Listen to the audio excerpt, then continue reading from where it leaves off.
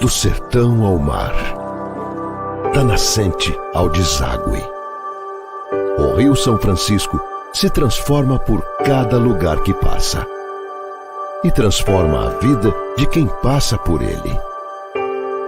Suas águas se renovam por toda a sua trajetória e ele cresce um pouco mais em cada encontro do seu curso. O velho Chico conta a nossa história.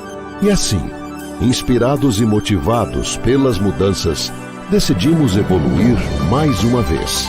Agora, a Faculdade 7 de Setembro é o Centro Universitário do Rio São Francisco. Ou melhor, a Unirios. Um lugar preparado para você que está sempre em transformação. Unirios. Nosso futuro começa agora.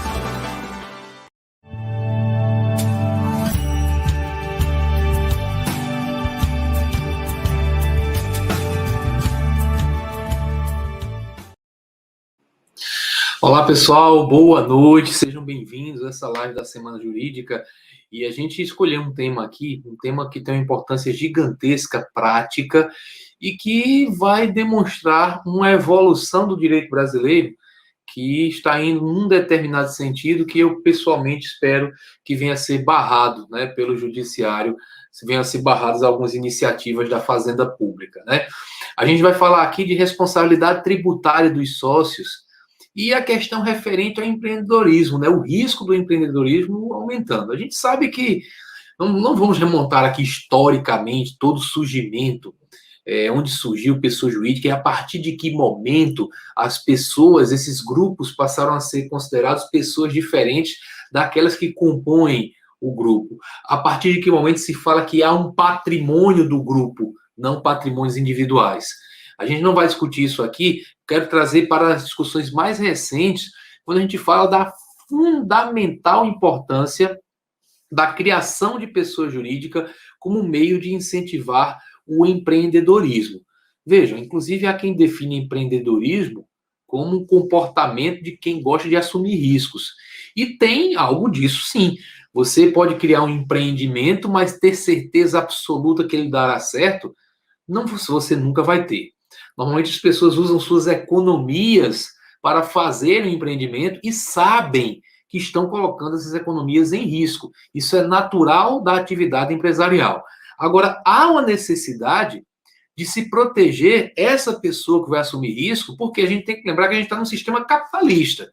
Tem gente que não gosta, né, desse fato, mas é verdade que o muro de Berlim caiu para determinado lado.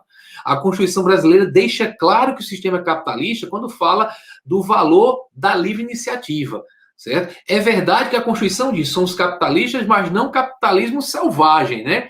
Quando ela coloca entre os fundamentos da República Federativa do Brasil os valores sociais do trabalho e da livre iniciativa. Vejam só, eu sempre falo que aí era uma passagem do Muro de Berlim no meio da nossa Constituição, né? Falou dos valores sociais do trabalho, de um lado, pensando numa questão mais socializante, né, um princípio mais imaginado nos sistemas, digamos, de esquerda, e a livre iniciativa do outro. Mas se consagrou a livre iniciativa, somos um país capitalista. E num país capitalista, obviamente, quem gera empregos, quem gera renda, quem gera desenvolvimento e quem gera arrecadação tributária para que o Estado desempenhe uma atividade no interesse de todos são as empresas. Então, nós queremos estimular, o empreendedorismo tem que ser estimulado para que a gente possa gerar esse conjunto de bens, né, esse conjunto de coisas, né, o desenvolvimento, os empregos, a arrecadação tributária. É absolutamente fundamental nesse contexto que a gente proteja a figura do empresário, para que o risco que ele assuma seja o risco daquele patrimônio que ele colocou em jogo. De forma que, se acontecer um problema de a empresa, da pessoa jurídica que foi criada por aquele empresário ou por aqueles empresários, ela vier a gerar débitos, esses débitos não sejam considerados débitos da pessoa física. Porque se a gente não fizer isso, as pessoas vão parar de arriscar, claro.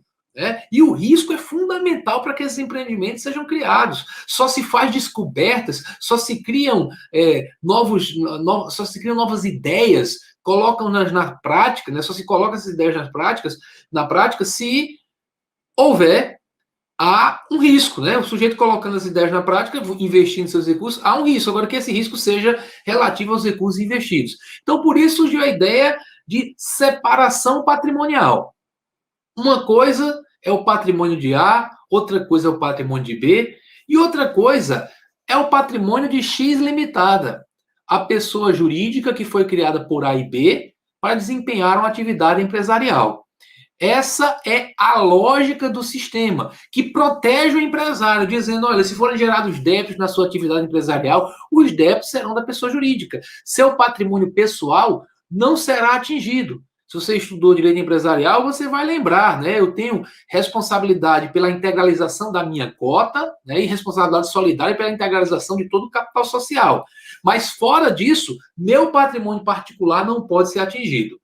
Fundamental entendermos que, claro, o direito toma providências para permitir que essa regra deixe de ser aplicada em sua inteireza quando o sujeito cria pessoa jurídica só para praticar atos ilícitos, para usar desse manto da personalidade jurídica para se locupletar, né? Realizar atividades que geram certo lucro, transferir o lucro para o sujeito, a transferência até isenta aqui no Brasil, e, na prática, deixar o rombos no nome da empresa para que a responsabilidade seja só dela, só da pessoa jurídica. Isso acontece bastante, mas existem mecanismos. O artigo 51 do Código Civil fala da desconsideração da personalidade jurídica, disregard of legal entity, né, como alguns falam, ou teoria da penetração, mas que se aplica para esses casos excepcionais, quando há esse abuso da personalidade jurídica,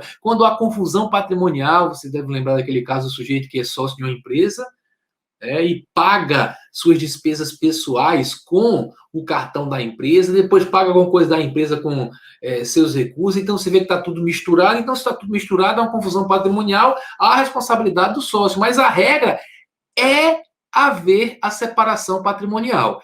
E o sócio via ser responsabilizado por débitos da pessoa jurídica só em situações excepcionais, quando ele faz algo de errado. Algo de errado, e algo de errado, eu gosto de lembrar, que é algo de errado sob o ponto de vista do direito. Eu vou até pegar um slide aqui, bem à frente, de uma decisão famosa da Suprema Corte de Delaware, nos Estados Unidos, envolvendo essas partes, em que foi gerado business judgment rule, né? Isenta o diretor, mesmo diante da ocorrência de prejuízos, quando atua de modo leal, prudente tecnicamente, com boa fé e diligência, avaliando o risco e seguindo boas práticas de mercado, certo? Mesmo o sujeito que é o gerente da empresa, pode cortar a imagem para mim, mesmo ele, que é o gerente da empresa, ele só vai ser responsabilizado quando ele faz algo de errado do ponto de vista jurídico, né? Ele agiu com deslealdade, agiu com má fé, ele agrediu lei, contrato social, agrediu estatutos. Agora, se o sujeito age com boa fé, adota as boas práticas de mercado e a empresa vem a gerar um débito, isso é tipicamente débito da pessoa jurídica, débito daquela atividade. O negócio deu errado, débito da pessoa jurídica. Não deve contaminar a pessoa física, para que ninguém ache que Ricardo está adotando um posicionamento totalmente contrário à ideia de que cada um deve responder pelos seus atos. A pessoa jurídica é uma ficção. As teorias mais atuais falam que não é uma ficção, é realidade. Mas, mesmo que você considere a pessoa jurídica como uma ficção, você deve entender que esta regra é fundamental para a sobrevivência do sistema capitalista, para que as pessoas tenham coragem de investir. E o que eu quero mostrar para vocês é que, mais recentemente, isso tem sido meio que fragilizado por mudanças legislativas. Vamos aqui para a lousa. Em primeiro lugar, a gente quer lembrar que o artigo 128 do CTN, que é um dos primeiros artigos da parte sobre responsabilidade tributária, realmente permite que a lei atribua outros casos de responsabilidade tributária além dos previstos nesse capítulo. Veja, o capítulo vai trazer vários casos de responsabilidade, vai falar de responsabilidade dos sucessores, responsabilidade de terceiros, responsabilidade por infrações, então vão existir várias regras de responsabilidade neste capítulo. Mas sem prejuízo destas, ou seja, além destas regras, a lei pode, de modo expresso, atribuir responsabilidade pelo crédito tributário à terceira pessoa, e aí continua com os requisitos. E aqui eu quero citar, de cara, a jurisprudência que foi firmada em torno dessa ideia de que a lei pode criar outros casos. Ora, estamos lendo o CTN, que é lei de normas gerais, traz diretrizes gerais, orienta o legislador local. Então, quando se diz a lei pode criar, a lei nacional, o CTN, está dizendo para o legislador do município, olha, você, por lei, pode criar outros casos de responsabilidade além daqueles que estão no meu texto. Então, existem os casos de responsabilidade do Código, previsto no Código, e existem os casos de responsabilidade, que são previstos nas leis de cada um dos tributos. Muito bem. Então, é possível que se crie essa responsabilidade. Aqui a gente tem que trazer uma decisão do Supremo Tribunal Federal que mostra que essa possibilidade tem limites, certo? Além das exigências do Código, né, dizer que tem que ser atribuído de modo expresso, não pode ser implícito, tem que ser atribuir responsabilidade a uma terceira pessoa vinculada ao fato gerador, não pode ser para um estranho. Além disso daí, o Supremo entendeu que você pode criar outros casos de responsabilidade tributária, mas não pode modificar, principalmente não pode ampliar os casos de responsabilidade que estão previstos no Código Tributário. Então, o que é que acontece? A regra é que normas gerais sobre direito tributário têm que estar em lei complementar. Artigo 146, inciso 3 da Constituição. Quem faz o papel de trazer essas normas gerais para o mundo jurídico é principalmente o CTN. Tem outras leis, uma específica para uma lei de normas gerais para ICMS, a Lei Complementar 87 de 96, uma para ISS, a Lei Complementar 116 de 2003, mas a grande lei de normas gerais existente no Brasil é o CTN, que tem status de lei complementar. Tenho certeza que você lembra disso, né? Porque os professores de constitucional, quando vão dizer que uma lei ordinária pode ser recepcionada com status de lei complementar, materialmente esta lei é complementar, porque o conteúdo é de lei complementar, então dali para frente ela terá esse status e só poderá ser revogado por uma lei ordinária. O pessoal fala isso aí como, por exemplo, o CTN. Só cita o CTN como exemplo. Tem outros, né? Lei 4320, mas citam sempre o CTN. Então, o CTN, como lei de normas gerais, porque é aplicada a todos os entes federados, diz: entes subnacionais, União também, todos os entes federados, vocês podem criar outros casos de responsabilidade. Agora, quando eu, CTN, crio um caso de responsabilidade, você não pode, com a lei local ordinária ou complementar, certo? Você alterar esses casos de responsabilidade. Para alterar esse caso de responsabilidade, você vai precisar de uma lei complementar nacional que modifique o próprio CTN. Ou uma lei complementar nacional que traga outras regras a par do CTN, que terá o mesmo status. Por que tem que ser lei complementar? Porque se trata de normas gerais em matéria tributária. Normas gerais que estão no CTN, então outras podem ser criadas, mas por lei complementar. Não é cabível com a lei ordinária, nem que seja da própria União, crie novos casos de responsabilidade. Por que eu estou citando isso? Porque há bastante tempo a Fazenda tem querido resolver um problema que ela acha que é um problema, que é o seguinte: às vezes ela percebe que uma pessoa jurídica tem diversos débitos, tenta executar, a pessoa jurídica não tem patrimônio, aí ela olha de lado e vê que os sócios são milionários. Então ela diz: é óbvio que esses sócios vão ter que pagar. E aí a gente tem que lembrar, ora, ninguém será obrigado a nada, salvo em virtude de lei. A Constituição não diz que não será obrigado a nada, salvo se for óbvio. Então tem que ter lei prevendo. O CTN diz quais são os casos em que os sócios respondem. E muitas vezes a Fazenda diz: mas não dá para pegar exatamente esse caso. O CTN vai falar que os sócios respondem na liquidação de sociedade de pessoas, não estamos falando aqui de liquidação especificamente de sociedade de pessoas, e fala que o sócio vai responder quando fizer algumas coisas erradas, né? Agredir lei, contrato social, estatutos. A gente comentou isso. Mesmo raciocínio adotado na jurisprudência americana. Se o sócio faz algo de errado, ok. Fez algo de errado, aí sim você vai poder responsabilizá-lo. Por isso é que o que se prevê aqui é responsabilidade somente do sócio-gerente. Eu estou usando a terminologia sócio-gerente, porque é a terminologia que aparece em 2 súmulas do Supremo Tribunal Federal, certo? O CTN fala em gerente também, mas com o novo Código Civil, a palavra mais adequada, né, com a edição do novo Código Civil, na parte empresarial, é chamar de administrador. Então, o administrador é o gerente, que, via de regra, é um dos sócios. Só que lembrar, desde 2010 foi editada uma lei que permite que você coloque para administrar formalmente aquela empresa uma pessoa que não seja sócio, uma coisa que já existia na prática. Então, na lei se colocou de maneira clara que o administrador pode responder.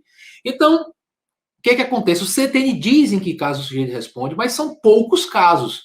Basicamente, o sócio tem que ter feito algo de errado. Eu falei para vocês que não é errado do ponto de vista da administração, não é ter tomado uma decisão que se mostrou uma decisão equivocada, mas é agredir lei, contrato social, estatutos. Bem, está lá colocado isso. O que aconteceu? Foram editadas algumas leis ordinárias no Brasil, criando casos de responsabilidade.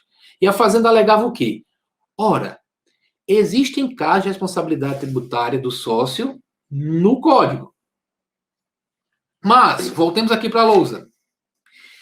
O artigo 128 diz que, sem prejuízo desses casos que estão no Código, a lei pode atribuir a responsabilidade de outras pessoas de modo expresso. Ou seja, pode criar outros casos de responsabilização. Então, eu criei outros casos de responsabilização. Por exemplo, lei que trata do custeio da Previdência falou em responsabilidade de todos os sócios, independentemente de o sujeito ter agido com infração de lei, de contrato social, de estatutos. Responsabilidade para todos os sócios, administradores ou não. Certo? Aí dizendo, então estamos criando um caso de responsabilidade com autorização do Código Tributário Nacional. Certo? Então, o que acontece? A lógica é essa, responsabilização do sócio nos casos do CTN, a lógica da Fazenda, mas eu poderia criar outros. Só que o Superior Tribunal de Justiça disse, e o Supremo Tribunal Federal também, que você pode criar outros casos, mas a responsabilidade do sócio está disciplinada no Código. Se você vai editar uma lei para ampliar essa responsabilidade, esta lei está batendo de frente com o que diz o Código. Não teria que ser uma lei ordinária, certo? Então, durante um bom tempo, tentaram mexer com isso para a Previdência, falando, porque é crédito previdenciário. Eu sempre falo que crédito previdenciário é crédito tributário. São contribuições de natureza tributária. Os professores de direito previdenciário adoram falar em crédito previdenciário, eu sempre digo brincando, claro, que é porque se tirar o crédito previdenciário e chamar de crédito tributário, eles ficam sem crédito nenhum. Né? Mas, na realidade, é crédito tributário, obedece às regras do CTN. Então, não tem essa proteção especial. E se quiserem criar uma proteção especial, terão que fazê-lo por meio de lei complementar. Depois do judiciário firmar essa jurisprudência, que vieram mudanças legislativas assustadoras, conforme nós vamos comentar aqui. Mas de cara, responsabilidade do sócio, certo? Que tem no CTN são para 2 casos. Vamos aqui para a lousa. Artigo 134 diz que, nos casos de impossibilidade de exigência do cumprimento da obrigação principal pelo contribuinte, respondem solidariamente com este nos atos que intervieram pelas omissões que forem responsáveis. Vejam, primeira coisa, só pode cobrar quando não der para cobrar do contribuinte. E depois, o sujeito que vai ser responsabilizado tem que ter agido ou se omitido contrariamente ao que dele se esperava. Muito bem, vamos adiante. Vamos aqui voltar para a lousa. Aí lá no fim, aparece a lista de pessoas, no fim aparecem aqui os sócios no caso de liquidação de sociedade de pessoas. Primeiro tem que ser sociedade de pessoas, a maioria das sociedades é de capital, certo? E tem que ser caso de liquidação. Em boa parte dos casos, a Fazenda não está lidando com a empresa que foi liquidada, está discutindo, tentando cobrar dos sócios de uma empresa que ainda existe. Então, a Fazenda tentou usar esse dispositivo como um mecanismo de dizer, olha, vamos cobrar dos sócios sempre. E o STJ deu a resposta. O STJ disse, não pode. Corta a imagem para mim, por favor. O STJ disse, não pode. Porque essa regra que está no Código é especificamente para liquidação de sociedade de pessoas. No entanto, você poderá responsabilizar o sócio gerente, que hoje se chama de administrador, caso ele haja se enquadrando no artigo 135 do CTN. Ele tem agido, vamos voltar aqui para a lousa, com excesso de poderes, infração de lei, contrato social ou estatutos. Aí aparecem aqui quem vai responder, as pessoas referidas no artigo anterior, mas tem que agir dessa forma, e aqui embaixo aparecem os diretores, gerentes ou representantes de pessoas jurídicas de direito privado. Atenção para o seguinte, não aparece aqui expressamente o sócio, só do artigo anterior, mas os sócios, no caso de liquidação sociedade de pessoas, aqui é um caso bem específico. Não aparece aqui em nenhum lugar os sócios, aparece o gerente. Por isso, essa possibilidade é aplicável somente ao sócio gerente. E é bem lógico que seja assim, afinal de contas, somente o sócio gerente tem poderes para, em nome da empresa, agredir lei, contrato social, agredir estatutos, agir com excesso de poderes. O sócio cotista, que tem só uma cota do capital social, é um investidor. E o sujeito que é investidor, ele sabe que botou uma grana naquele negócio e pode perder toda a grana, a empresa pode quebrar. Mas ele não vai ser responsável por mais do que isso. Os sócios são responsáveis solidariamente pela integralização do capital social. Está tudo integralizado, ele não vai responder. Se quem pode responder é quem fizer besteira, quem pode fazer besteira é só quem está administrando a sociedade. O sócio cotista, como o nome diz, tem apenas uma cota do capital social. É essa a lógica adotada pelo Código Tributário Nacional. Por isso fala aqui só em sócio gerente, certo? Vamos adiantar aqui.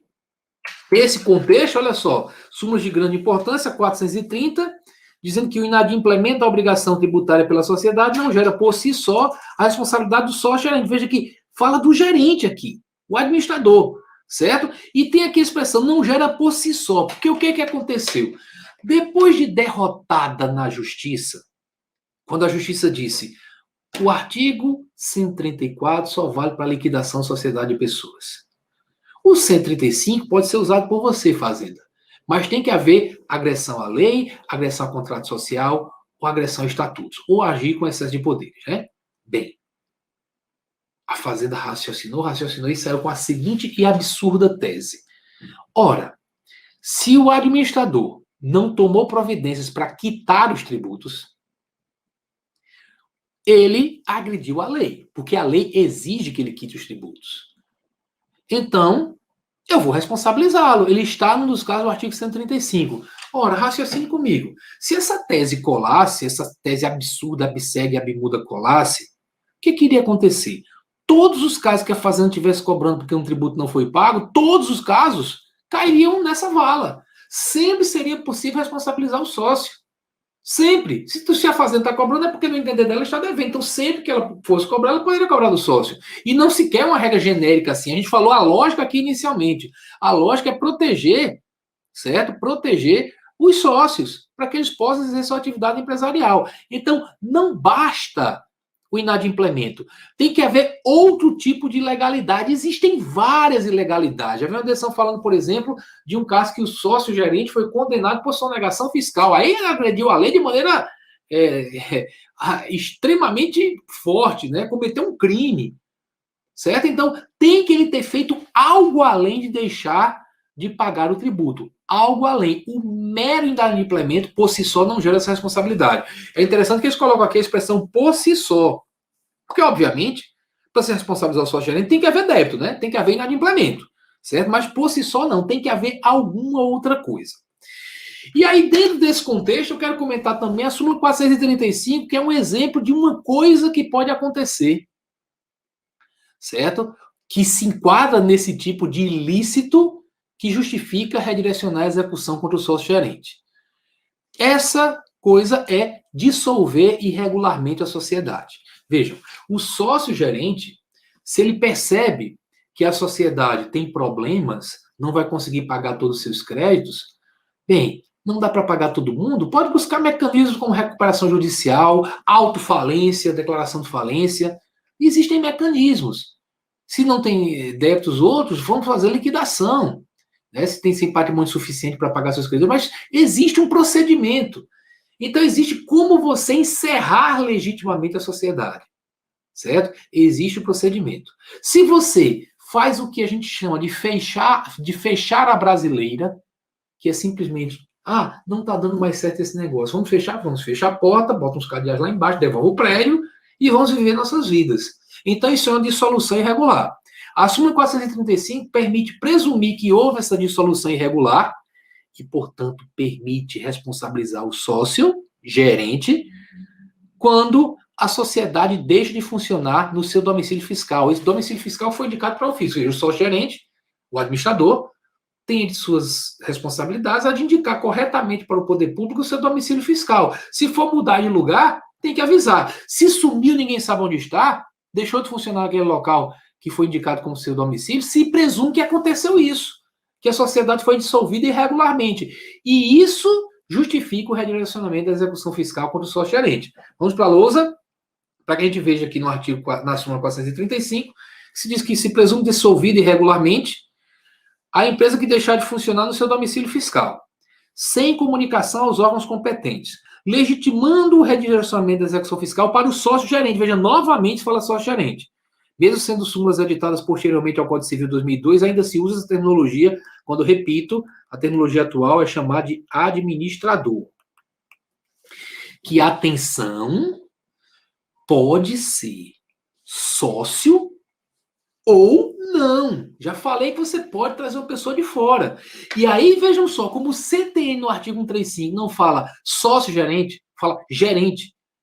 O administrador que fizer algum daqueles ilícitos que justificam o redirecionamento da execução contra o sócio-gerente também pode ter redirecionado a execução contra ele. Porque o sócio-gerente, nos casos em que ele tem que responder, ele responde não por ser sócio, mas por ser gerente, por ser administrador. Tanto é que o gerente, administrador, contratado de fora, também pode responder nos mesmos casos. Mas percebam, tem que haver algo mais. Aqui estamos falando de liquidação irregular. Não é o principal tema dessa palestra, mas como dessa live, né? Mas como tem uma importância gigante e é bastante cobrado para quem se prepara para concurso público, por exemplo, como tem uma importância gigante, eu vou comentar aqui a questão de que sócio-gerente. Porque às vezes acontece de Zé estar administrando a empresa num período de tempo em que são gerados vários débitos tributários. Então, os fatos geradores ocorreram enquanto Zé estava administrando, certo? Aí, mais à frente, Zé deixou a administração da empresa, pode até ter deixado a sociedade, e a gerente, a administradora, passou a ser doutora Catarina Teixeira, que me dá honra também estar aqui, acompanha bastante minhas lives, certo? Então, Catarina Teixeira é a administradora agora. E, me perdoe, Catarina, é só exemplo, ela, durante a sua gestão, é que faz o fechar a brasileira. Ela é que deixa a sociedade de funcionar naquele local e não toma nenhuma providência quanto a isso. Aí vejam a questão. Olha que imbróglio que fica isso. Vejam só. Se a Catarina, foi ela que praticou o ilícito, me parece que, pelo código, como a responsabilidade do sócio-gerente pode decorrer de um ilícito, e o ilícito aqui foi dissolver irregularmente a sociedade, ela é que vai ser responsável. Mas certamente ela iria dizer, ora, como é que eu vou ser responsável por um débito que foi gerado quando eu não estava na sociedade? Vejam, não é a dissolução irregular que gerou o débito. O débito foi gerado lá atrás. A empresa tem um passivo lá de 300 mil reais. A Catarina entra na empresa, depois de um tempo, a Catarina começa a administrar a empresa, depois de um tempo ela vai dissolver a sociedade, irregularmente. Essa irregularidade, se tiver uma multa, pode aplicar até para ela, porque o artigo 137 do CTN fala caso de responsabilidade pessoal. Se um daqueles casos lá, ela vai responder pela multa. Agora, responder por um débito que ela não gerou, entra a discussão. E por outro lado, o Zé, que é administrador antes, que gerou o débito, será que pode cobrar dele diretamente? Vejam, se o ato que gerou a possibilidade de responsabilizar o sócio-gerente foi o ato de dissolver irregularmente, quem cometeu o ato foi a Catarina. Então a Catarina pode ser responsabilizada e alguém dizer, não, isso é injusto porque quem gerou o débito foi na época da administração de Zé. Ah, o Zé pode ser responsabilizado? Bem, me parece também injusto, porque o ato que gera a responsabilidade do sócio é a ilegalidade de dissolver regularmente. Isso foi cometido por Catarina. Então, durante um tempo, o STJ dizia de maneira bem clara, e me parecia que essa jurisprudência estava correta, que só dá para responsabilizar o sócio-gerente se, ao mesmo tempo, ele estava na administração, na gerência, na época da prática dos atos que geraram a obrigação, e, além disso, ele cometeu o ilícito. E aí, se ele cometeu o ilícito, ele vai responder pelos débitos que ele tinha gerado. Seria injusto responsabilizar quem cometeu o ilícito, mas não gerou débito algum, não está ruim na sociedade, por exemplo, ou responsabilizar quem gerou o débito, mas não cometeu o ilícito, que gera a responsabilização. Para mim, essa jurisprudência estava plenamente correta. Só que o que é que aconteceu? Mais à frente, o STJ tem dado uma interpretação literal ao dispositivo, ou ao código e à própria súmula 435. Voltemos a ela. A súmula diz que presume dissolvido irregularmente a empresa deixar de funcionar no seu domicílio fiscal, sem comunicação aos órgãos competentes, legitimando o redirecionamento da execução fiscal para o sócio-gerente. Então, deve ser o sócio-gerente que está no momento do que é cometido irregularidade. Então, tem permitido essa cobrança do sócio que está na gerência naquele momento, mesmo com relação a débitos passados. Há um recurso que está com repercussão geral para ser julgado pelo STJ, que discute exatamente a possibilidade de responsabilizar o Zé, né? Porque o STJ não chegou a esse ponto. Em nenhum momento, pelo menos as decisões que eu conheço, em nenhum momento, tem até decisão fora da reta, né? Mas a lógica do STJ nunca disse, olha, vai ser o cara que gerou o débito. Independentemente de ele estar na gerência ou não, depois que há a prática do ato ilícito. Eu acho isso uma sacanagem, porque o cara só é responsabilizado se praticar ato ilícito e ele não pratica ato ilícito algum. Não pode, no meu entender, certo? Você responsabilizar um gerente que não praticou o ato ilícito. O artigo 135 do CTN, voltemos a ele, ele fala que as criaturas são pessoalmente responsáveis pelos créditos correspondentes às obrigações tributárias resultantes de atos praticados com excesso de poderes e infração de lei contra os estatutos. Os diretores gerentes. Então, me parece bem claro que o gerente ele tem que ser responsável por créditos que tenham tributários.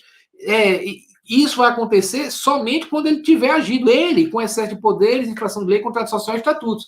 Então, se foi, no exemplo que a gente citou, a Catarina, que praticou o ato ilícito de dissolver irregularmente a sociedade, não me parece possível cobrar do sócio que estava lá na época, mas não praticou o ato ilícito, certo? O STJ vai julgar isso em sede de repercussão geral, desculpa, de recurso repetitivo. Inclusive, estava até marcada a data de julgamento, a PGFN pediu o adiamento por conta daquele momento que um hacker atacou o site do STJ, deixou sem acesso durante um bocado de tempo, então gerou prejuízo aí para as defesas, então foi adiado esse julgamento. Mas é uma coisa importante a ser resolvida. Por enquanto, a tese que tem prevalecido é cobrar somente daquele cara que estava na gerência no momento da dissolução.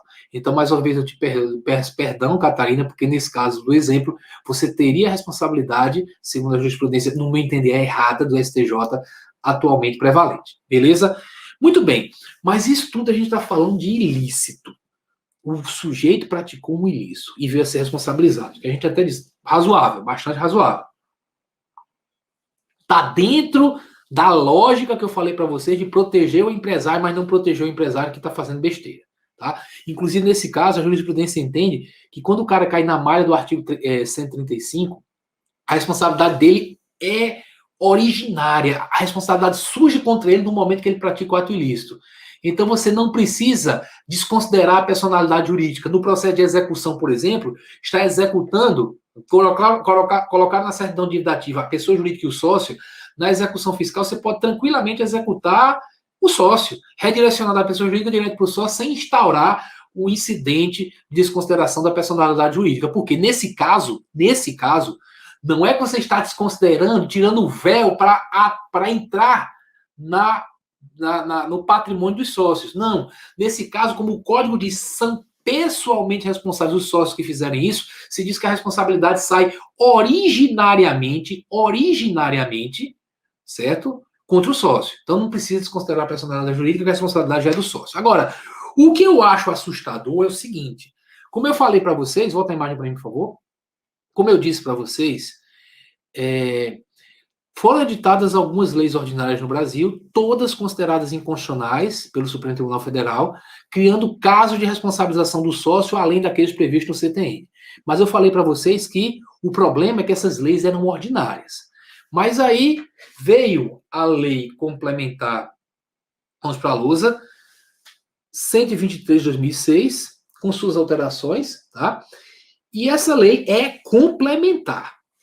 E dentro daquela ideia de desburocratização, que veio com a lei complementar 147, trazendo algumas mudanças no Simples Nacional, dentre elas algumas para desburocratizar, resolveram facilitar a baixa da pessoa jurídica. Tá? Eu estou dando atenção mais aqui abaixo, mas facilitar tudo, registro de atos constitutivos, então criar a pessoa jurídica, alterar, extinguir. Então tudo isso pode ser feito, certo? Em qualquer órgão, né, referindo a empresários e pessoas jurídicas em qualquer órgão dos 3 âmbitos do governo, ocorrerá independentemente da regularidade de obrigações tributárias. Vou grifar isso aqui, que é a parte mais importante. Vejam só. Pode cobrar, pode fazer essa cobrança independentemente da regularidade de obrigações tributárias. Certo? Previdenciárias ou trabalhistas. Mas eu vou dar atenção aqui à tributária. Você pode baixar. O que é que aconteceu?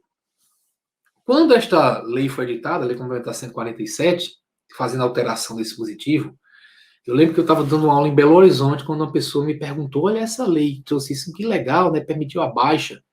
Eu disse, olha, tem um problema nessa lei, certo? Se é dada a baixa, não existe mais pessoa jurídica. Como é que pode cobrar do sócio agora? Só se o sócio tiver cometido algum ato ilícito.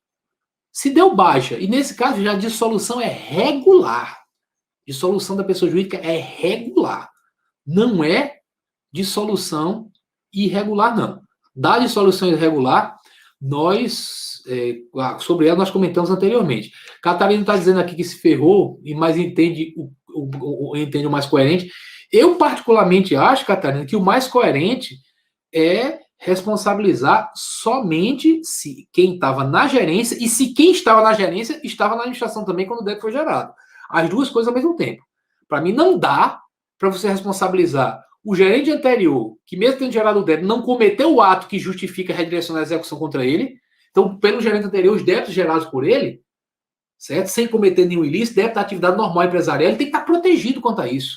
Tem que estar protegido. É atividade empresarial, ele é um investidor. Certo? Naquela época foi administrador também.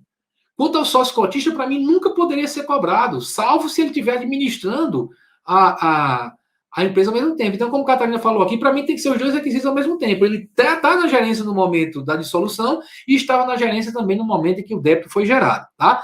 Mas aqui a coisa pega mais, porque aqui se fala que o sujeito pode baixar independentemente das obrigações tributárias. Eu estava falando para vocês que eu estava numa aula em Belo Horizonte e alguém fez uma pergunta sobre isso e eu disse, olha, vai ficar difícil de cobrar. Vai ficar difícil de cobrar, porque aqui o cara baixa regularmente, não há dissolução irregular, há dissolução regular. Só que depois veio outra lei complementar e colocou um parágrafo 5º nesse artigo 9º.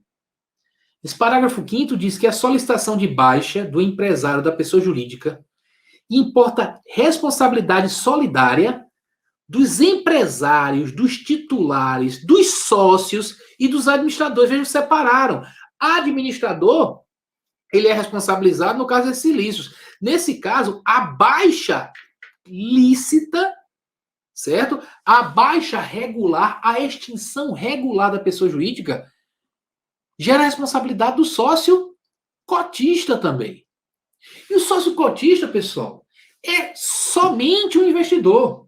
Vejam, a gente fala muito da sociedade limitada. Aqui, antigamente, antes do Código Civil, se chamava Sociedade por Cotas de Responsabilidade Limitada.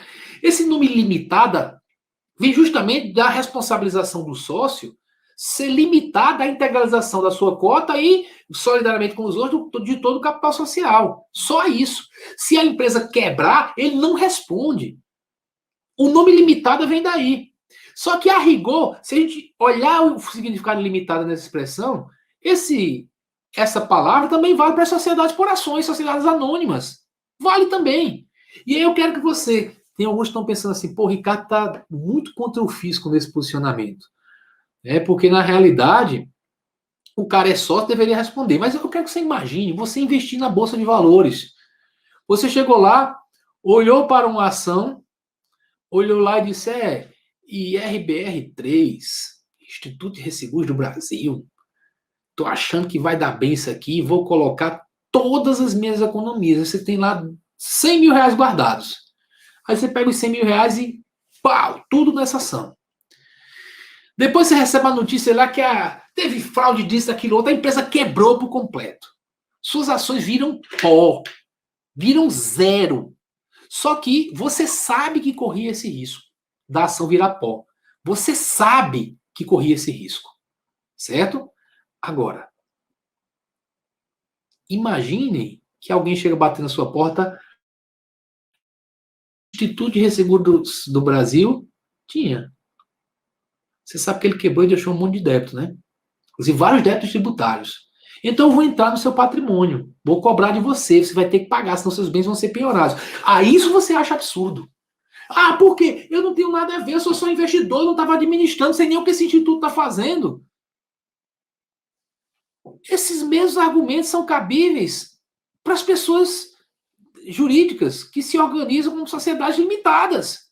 Existem pessoas que simplesmente compram a cota do capital social e investem. E pronto, fica esperando que a empresa cresça, porque acredita naquela empresa, capitaliza a empresa. Aí os administradores não fazem besteira e você vai aceitar que cobre do sócio por conta disso? Essa é a lógica.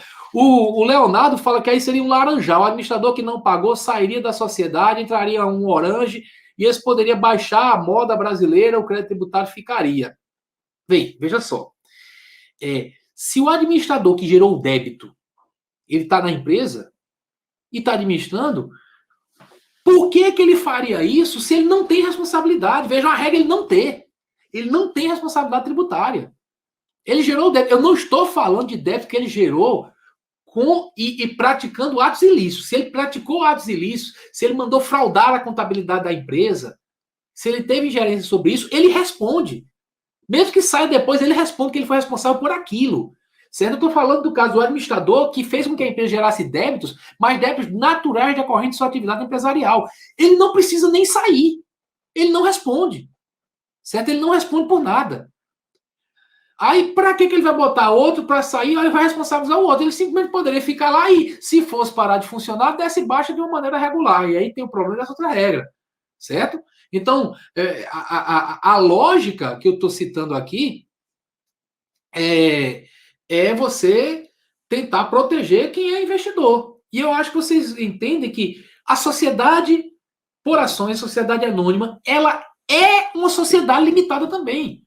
Os sócios, acionistas que têm ação na bolsa, é sócio de empresa. Você não pode ser responsabilizado por um débito que a empresa venha gerar.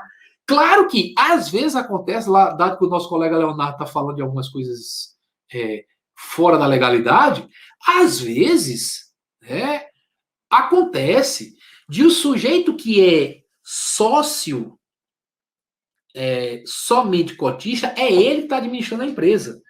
Tem um monte de casos de servidor público que, pelo seu estatuto, não poderia administrar uma empresa, mas ele quer criar a empresa, ele cria, coloca outra pessoa, às vezes um familiar, como administrador, mas ele comprovadamente administra tudo. Se acontecer isso, é possível que o sócio, que o físico mostre que ele é administrador de fato, certo?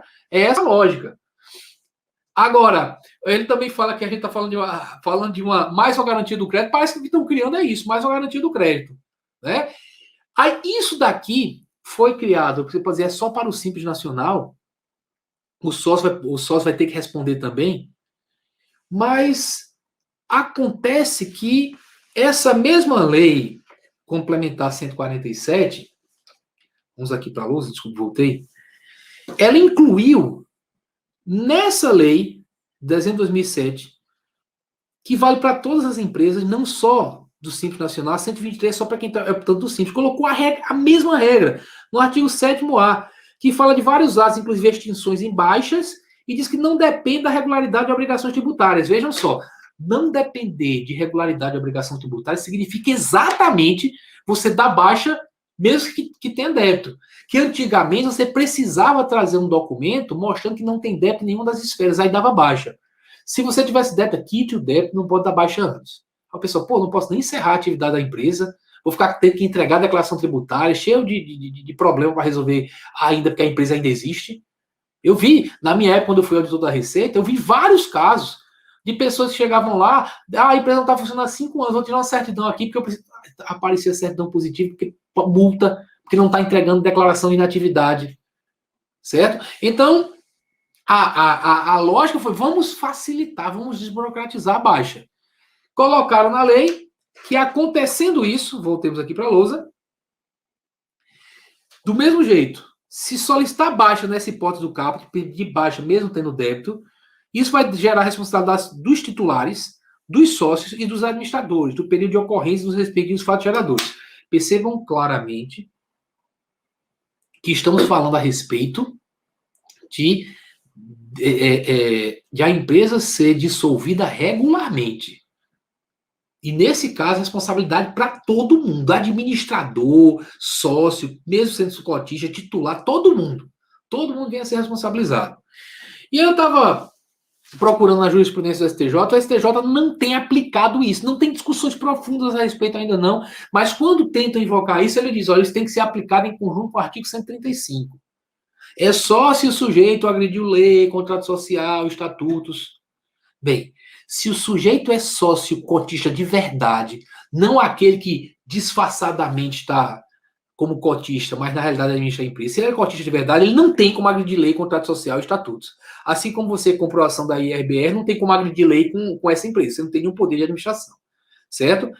Mas aí, conversando com uns colegas, amigos, não trabalho no mesmo lugar, mas alguns procuradores da Fazenda Nacional, eu vi que a coisa é mais assustadora ainda, porque eles chegam assim e dizem, olha, o STJ está com essa história de dizer que só pode ser o administrador mesmo nesse caso de baixa regular, o STJ estaria agredindo a literalidade da lei federal, que diz responsabiliza todo mundo, mesmo com a baixa regular. Mas, como o STJ tem combinado com o artigo 135, certo? O STJ diz, tem que ter cometido algo de ilícito. Aí o que a Fazenda está tentando emplacar? Emplacar o seguinte, vamos aqui para a lousa. Eu coloquei até como título a Fazenda sendo Fazenda, né? Inventando umas teses.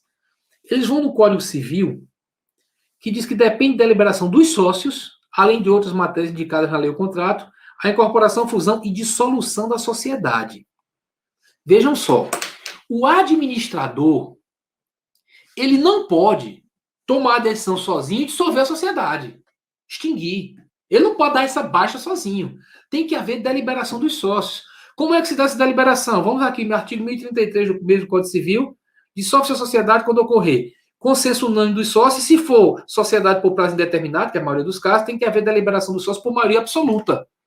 Então, o que ele está dizendo? Olha, a decisão de extinguir a empresa não é do administrador, é dos sócios. Aí ele diz, eu entendo, né, os procuradores falam, eu entendo que nesse caso, os sócios, todos eles, estão agindo como administradores, porque estão tomando a decisão de usar uma autorização legal para mais facilmente dar baixa na empresa e, como consequência, estão colocando o patrimônio deles na reta. Estão assumindo o risco de, em havendo débito, eles terem que pagar. Certo? É uma boa tese. Mas eu acredito que, pelo menos, voltemos aqui para a lousa, certo? Pelo menos, quando a deliberação não for unânime, for por maioria absoluta, os sócios que discordaram não podem ser responsabilizados. Vai dizer, eu dissolvi regulamento, foi decisão minha também, porque eu vou votar entre os sócios. Se eu fui contra essa dissolução, vai acontecer, porque houve a maioria absoluta de voto a favor, mas eu não posso ser responsabilizado. Mas mesmo admitindo, se a gente for admitir o uso disso daqui, porque eu acredito que também nesse caso, o Superior Tribunal de Justiça está correto. Certo? Realmente é um problema você permitir que seja dada baixa. Mas se deu baixa e, paciência, existem débitos tributários que não foram gerados de maneira irregular, eu não vejo como você chegar e ir lá responsabilizar aquele sócio que botou dinheiro na empresa somente. Botou uma cota do capital social. Certo? Não vejo como responsabilizar. Pela lógica, né? E aí eu quero colocar a lógica o Guilherme disse que chegou um pouco atrasado, mas que é um tratamento mais favorável à fazenda pública, no caso de microempresa e empresa de pequeno porte. Perfeito. Mas esse tratamento mais favorável para a fazenda pública também foi lá para as outras empresas. E veja que não faria sentido ter um tratamento mais favorável à fazenda para as empresas que precisam de mais proteção, que são o Simples Nacional, as microempresas e empresas de pequeno porte. Certo? Se fosse desse caso, teria que ter um tratamento menos favorável, para fazer um tratamento mais favorável com uma relação às empresas grandes. Certo? Tem que ser tratado de maneira diferente mesmo. O que eu quero que fique aqui dessa história toda, porque você pode olhar e ficar, pô, um problema, tem vários problemas graves serem resolvidos aí pelo judiciário.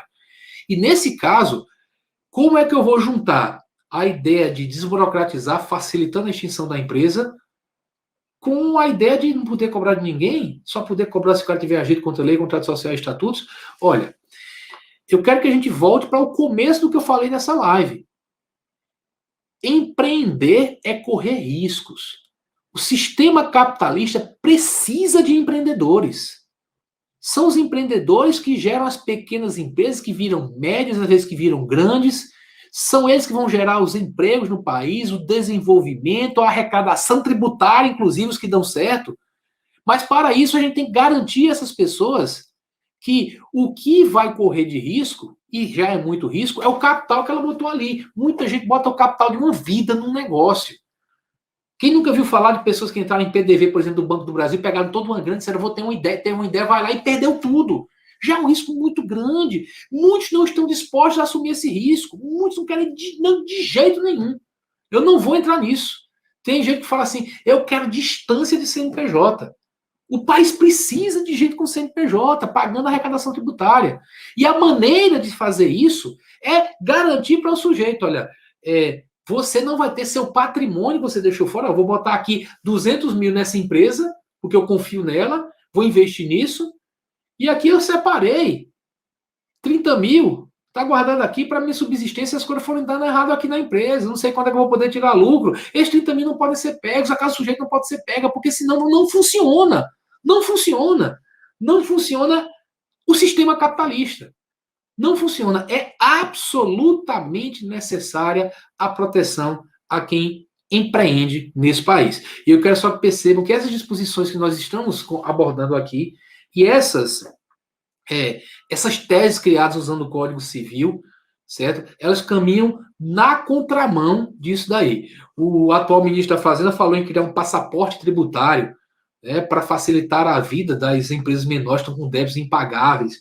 Eu sei que muita gente fala renúncia fiscal, mas ele fala, micro, pequena empresa, está devendo muito, vamos lá, paga um valor ao menos, tem um deságio, média empresa, um deságio menor, baixa o tributo na média para essas empresas, porque não faz sentido a quantidade de passivo tributário que a gente tem, passivo irrecuperável, quantidade de desoneração. Então vamos acabar com desonerações, colocar um tributo, um valor mais civil, talvez você até acabe arrecadando mais. Vocês já ouviram falar, certamente, vamos aqui para a lousa, naquela curva de Laffer, né? Aquela curva de Laffer que é mais ou menos assim, que faz um gráfico falando da arrecadação de acordo com a carga tributária. Aí o que é que se diz? Se a carga tributária é zero, claro que você não arrecada nada. Não tem carga tributária, não arrecada nada. A carga tributária vai aumentando, a arrecadação vai aumentando rapidamente. Vai aumentando, mas ela chega num patamar que se você aumentar a carga tributária, a arrecadação cai. Por quê? Porque passa a haver um desestímulo muito grande à produção.